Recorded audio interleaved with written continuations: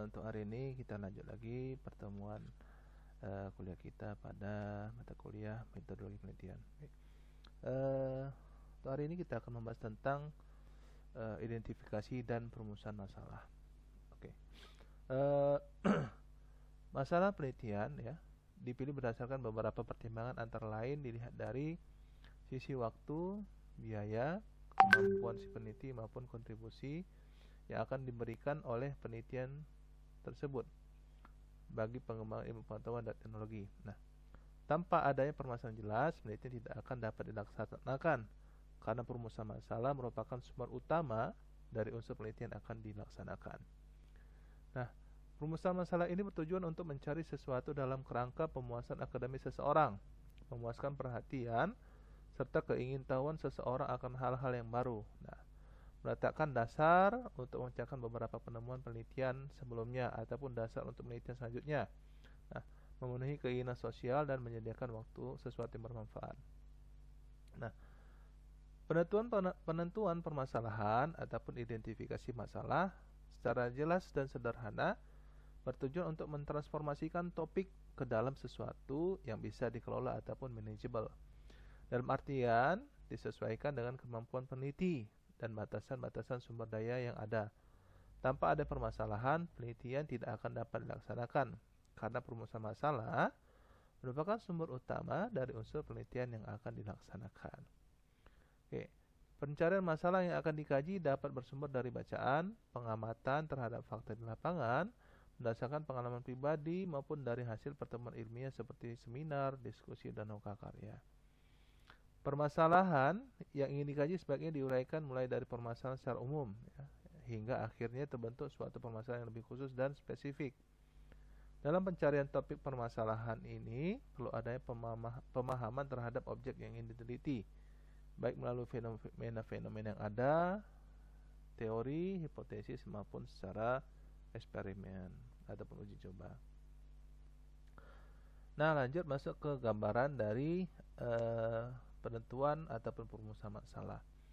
Di sini ada identifikasi masalah dulu. Nah, kemudian ada pembatasan ruang lingkup. Kemudian ada penetapan research question ataupun penetapan pertanyaan dari sebuah penelitian. Kemudian adanya identifikasi dari tujuan. Masuk ke hipotesis. Sini masih ada statistikal, ada hypothetical statement.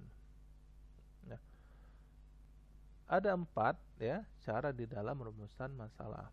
Pertama, dirumuskan dalam bentuk pertanyaan ataupun research question yang berfokus pada dependent variable ataupun pada apa yang akan diteliti. Jadi dia memang harus masalah itu dirumuskan berdasarkan masalah atau berdasarkan adanya masalah yang ingin kita teliti ataupun terhadap latar belakang masalah yang ingin kita teliti. Kita harus fokus ya.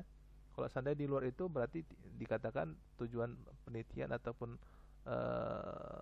dikatakan gagal. Kemudian rumusan hendaknya jelas dan padat.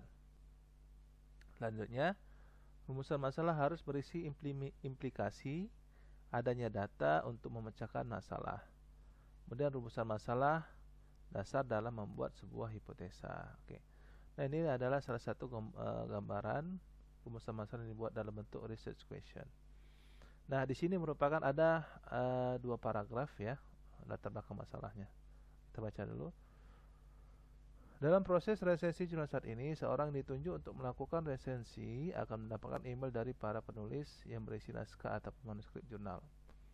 Setelah mendapat email dari penulis, para pemberi resensi akan melakukan pengecekan pada naskah ataupun manuskrip. Kemudian naskah ataupun manuskrip tersebut akan ditambah, dikurangi ataupun diberi komentar oleh pemberi resensi. Setelah pengecekan selesai dilakukan, pemberi resensi akan mengembalikan naskah atau manuskrip yang sudah dicek tersebut kepada penulis. Nah, proses pemberian resensi memakan waktu yang cukup lama karena tidak setiap waktu pemberi resensi melakukan pengecekan email. Nah, resensi di sini maksud adalah pengelola jurnal ya. Permasalahan lain muncul adanya kemungkinan penulisan naskah yang sama secara berulang. Yaitu masalah akan muncul pada saat pemberian resensi ingin melakukan pencarian naskah atau manuskrip secara cepat. Pencarian akan sulit dilakukan karena data tercampur dengan email yang lain. Tambah lagi risiko naskah ataupun manuskrip terhapus secara tidak sengaja juga sangat besar. Nah, berdasarkan identifikasi masalah yang di atas, maka rumusan masalahnya adalah pertama, bagaimana membuat sebuah aplikasi untuk membantu proses resensi antara penulis, pemberi resensi, dan editor sehingga berjalan dengan baik. Selanjutnya, bagaimana mengatasi pendokumentasian jurnal atau manuskrip agar tidak terjadi penulisan jurnal dengan judul yang sama. Nah, dari contoh di atas ya, dapat dilihat bahwa terdapat keselarasan ya antara latar belakang yang dipecahkan dengan rumusan masalah yang diangkat. Nah, rumusan masalah yang diangkat dibuat dalam bentuk pertanyaan, bisa dalam beberapa kali pertanyaan yang kesemuanya mencakup tentang masalah yang akan diteliti. Dalam menentukan permasalahan dalam penelitian ada beberapa hal yang perlu diperhatikan ya. Berikut adalah karakteristik permasalahan yang dikategorikan sebagai perumusan masalah yang baik. Pertama, harus mempunyai nilai penelitian. Nah, dalam arti bahwa permasalahan tersebut masih bersifat asli ataupun original, menyatakan suatu hubungan dengan bidang lain serta dapat diuji kebenarannya. Kemudian selanjutnya visible, artinya permasalahan tersebut dapat dipecahkan. Tersedianya data dan metode untuk memecahkan masalah. Tersedianya biaya dan dapat diselesaikan dalam waktu yang wajar. Dan yang ketiga, sesuai dengan kualifikasi peneliti, artinya bahwa permasalahan yang diangkat menarik minat bagi si peneliti serta sesuai dengan kualifikasi yang ada. Nah, tentu saja karakteristik perumusan masalah yang baik tidak akan lepas dari sumber masalah yang akan dijadikan sebagai topik dari riset penelitian yang kita lakukan. Ada beberapa hal yang dapat dijadikan sebagai acuan ataupun sumber masalah yang nantinya dapat kita jadikan sebagai topik dalam sebuah riset penelitian. Pertama, ya, kita harus melakukan penelitian observasi. Nah, di sini kita dengarkan secara langsung keluhan-keluhan yang ada di lapangan dan diadakan eksploratif sendiri secara singkat. Ini lebih kepada ada yang wawancara ya, ataupun terhadap tempat penelitian kita. Kemudian ada diskusi-diskusi. Diskusi ini termasuk di dalamnya diskusi resmi ataupun diskusi tidak resmi. Diikuti dengan sesama diskusi tersebut dan kutipan masalah yang timbul dalam diskusi tersebut. Kemudian dosen ataupun ahli riset. Pada umumnya dosen menguasai suatu bidang ilmu tertentu secara lebih baik daripada orang lain. Oke. Selanjutnya bibliografi. Sumber bibliografi yang dapat dijadikan sumber problem adalah jurnal, ensiklopedia, review, skripsi, tesis, dan disertasi, buku-buku teks, majalah, bulletin, riset report dan sebagainya. Nah, kalau seandainya dia dari blog, dari web itu tidak bisa ya. Karena dia ini berkaitan dengan penelitian ataupun karya ilmiah. Nah, langkah perumusan masalah ya. Ada dua pertimbangan yang harus diperhatikan dalam memilih masalah yang telah dirumuskan ataupun diidentifikasi secara diantaranya harus dilihat dari apakah rumusan masalah tersebut layak apabila dipandang dari segi objektif maupun bila dilihat dari nilai penelitiannya. Untuk mengidentifikasi masalah bisa dilakukan dengan berbagai cara. Di antaranya bisa dilakukan dengan bacaan dari buku, jurnal, tesis dan lain sebagainya. Dan ada pengamatan di lapangan berdasarkan pengamatan pribadi, seminar dan noka karya, diskusi dan lain sebagainya. Nah, ini contohnya ya. Ketika kemarin saya kerja praktek di Dinas Kominfo. Nah, jadi situ selama sebulan, nah saya melihat ada yang masalahnya saya melihat ada yang mobil emplik. Mobil emplik itu mobil pusat layanan internet kecamatan. Nah, di situ mobil tersebut ada 4 unit mobil ya, yang hanya beroperasi ketika ada namanya surat undangan dari sekolah tertentu yang mengirimkan surat permohonan ke dinas Kominfo tersebut. Nah, jadi saya bertanya, kenapa tidak bisa beroperasi ya Pak di seluruh kecamatan? karena masih bingung orang itu dari dalam menentukan titik lokasi. Nah, maka di situ ini berarti ada masalah. Nah, jadi dengan pengamatan langsung ya, pengamatan di lapangan nih ataupun pribadi, itu saya langsung ini masalah yang harus diselesaikan. Nah, jadi saya cari jurnal berkaitan dengan pembagian wilayah ya yang ada di Kota Medan. Nah, di situ saya menemukan dari jurnal tentang algoritma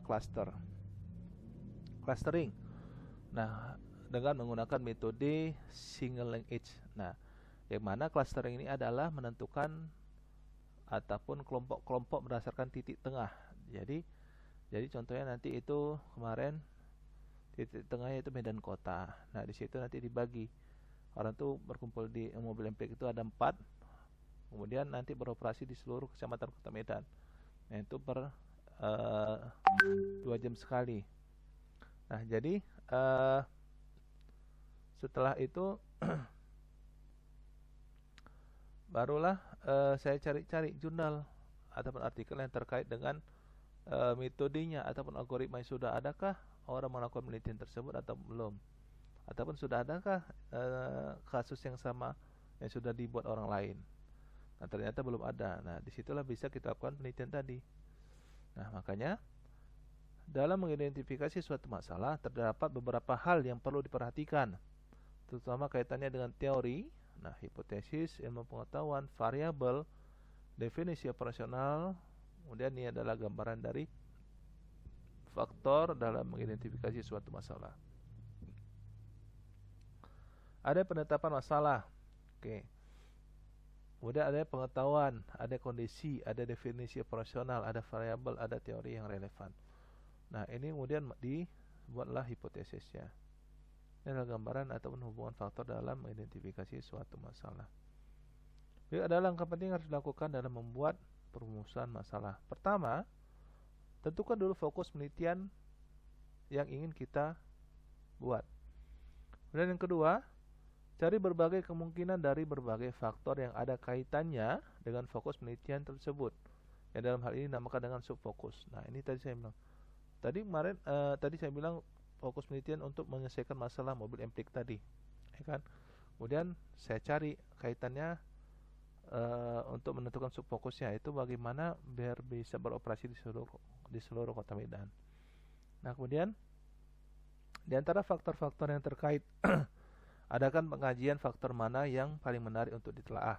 Kemudian ditetapkan faktor apa saja yang akan dipilih. Nah, ini contohnya tadi saya mencari metode yang ada di dalam data mining menggunakan teknik clustering, kemudian menggunakan algoritma single linkage untuk menentukan titik terdekat di dalam kelompoknya. Oke. Dan kaitkan secara logis faktor-faktor subfokus yang dipilih dengan fokus penelitian. Nah, ini yang langkah-langkah yang harus dilakukan di dalam membuat perumusan masalah. Oke. Masuk kepada hipotesis penelitian. Nah, hipotesis merupakan jawaban sementara terhadap permasalahan yang sedang diteliti, di mana kebenarannya harus diuji secara empiris. Hipotesis dikatakan sementara karena jawaban yang diberikan baru berdasarkan pada teori yang relevan dan belum didasarkan pada fakta yang empiris yang diperoleh melalui pengumpulan data. Hipotesis merupakan jawaban teoritis ataupun jawaban sementara terhadap perumusan masalah penelitian dan belum merupakan jawaban empirik dengan dukungan data-data. Dalam merangkum sebuah hipotesis, peneliti biasanya mencoba dengan membandingkan antara teori dengan data yang ada.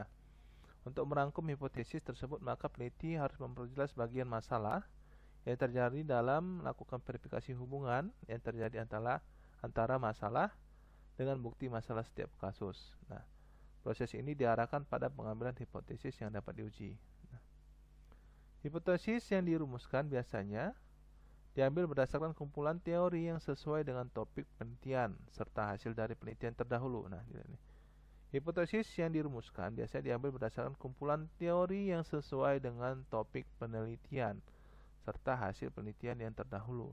Nah, hipotesis tersebut bisa merupakan hypothetical statement ataupun misalnya IT investment ataupun meningkatnya kinerja perusahaan.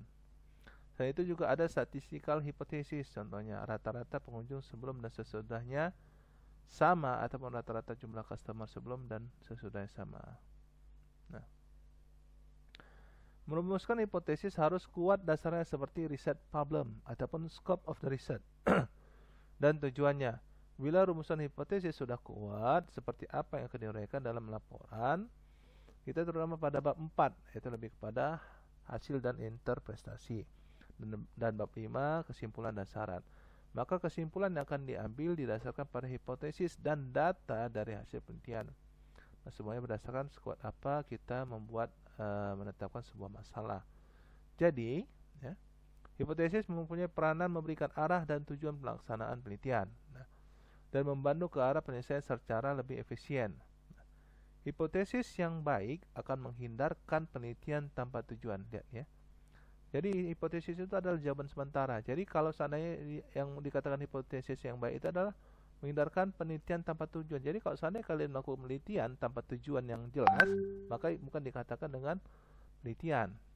Nah, dan pengumpulan data yang tidak relevan. Oke. Perlu diingat bahwa tidak semua penelitian memerlukan hipotesa. Misalnya pada penelitian yang bersifat deskriptif, yaitu lebih kepada menjelaskan. Eksploratif lebih kepada mengembangkan ataupun dengan dia tidak ada berkaitan dengan data-data. Kemudian dia penelitian yang bersifat kualitatif.